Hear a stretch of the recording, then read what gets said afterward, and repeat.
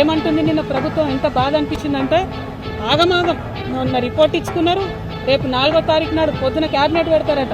ఎంతసేపు క్యాబినెట్లో చర్చ? ఇంత పెద్ద విషయం మీద కేవలం గంట సేపు చర్చ.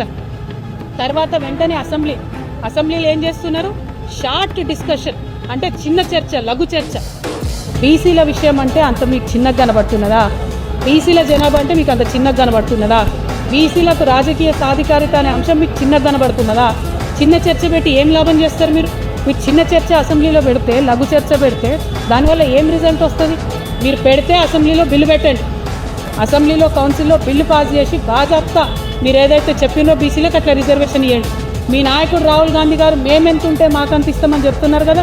46.3% బీసీలు, 10% ముస్లింలు ఎవరైతే బీసీలు ఉన్నారో వాళ్ళు అందరు కలిపి 56.3% రిజర్వేషన్లు ఇవ్వండి, మీరు అమలు చేయండి. ఇది వల్ల మేము డిమాండ్ చేస్తూ ఉన్నాం తెలంగాణ జాగృతి నుండి.